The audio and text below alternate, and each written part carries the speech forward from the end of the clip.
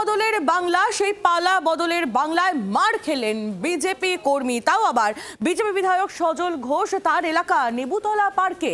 যদিও রাজনীতির অভিযোগ উড়িয়েছেন সজল ঘোষ নিজেই। দেখুন, সন্তোষ মিত্র স্কোয়ার লাগোয়া লেবুতলা বাজারের এই এলাকাটা গোটাটাই সজল ঘোষের এলাকা।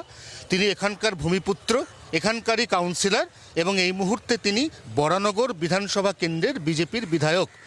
তাকে আগামী 31 তারিখ একটি সংবর্ধনা দেওয়ার জন্য এখানে কালকে রাত্রিবেলা একটা মিটিং চলছিল এবং সেই মিটিংয়ে চলাকালীন অতর্কিতে এখানে তৃণমূল কংগ্রেসের একাধিক কর্মী সমর্থক তারা হামলা চালায় বলে অভিযোগ।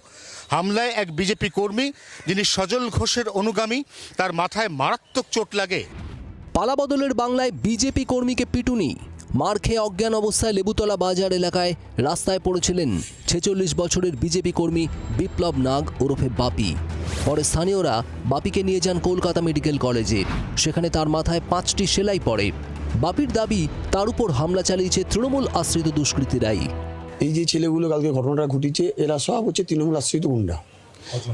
এরা প্রায় 4-5 জন ছিল, আর হয়তো বেশি। আমি তো সবই বিশ্বরূপের লোক। একেবারে পিছন থেকে একটা লোহার রড দিয়ে আমাকে অ্যাটাকটা করেছে। তৎক্ষণাৎ আমি আমি বুঝতে পারিনি যে কী হলো। পৃথিবীটা আমার কাছে অন্ধকার একটা হয়ে গেল। আক্রান্ত বিপ্লবের দাবি, বিধায়ক সজল ঘোষকে সংবর্ধনা দেওয়া নিয়ে বৈঠক করছিলেন তারা। সেই সময় আচমকাই হামলা। মুচিপাড়া থানায় লিখিত অভিযোগ দায়ের হয়েছে।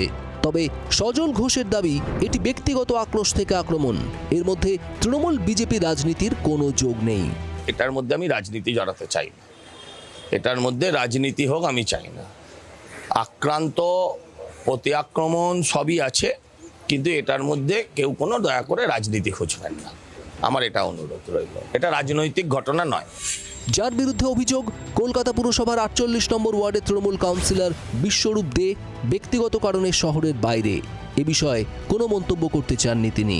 আজ সকালে এই মর্মে মুচিপাড়া থানায় 4 জনের নামে লিখিত অভিযোগ দায়ের হয়, তবে এখনো পর্যন্ত কাউকে ধরা যায়নি, এমনই খবর পুলিশ সূত্রে। 24 ঘন্টার জন্য ক্যামেরায় নবীনের সঙ্গে অয়ন, কলকাতা। বাংলার আওয়াজ, বাঙালির আবেগ, জি 24 ঘন্টা।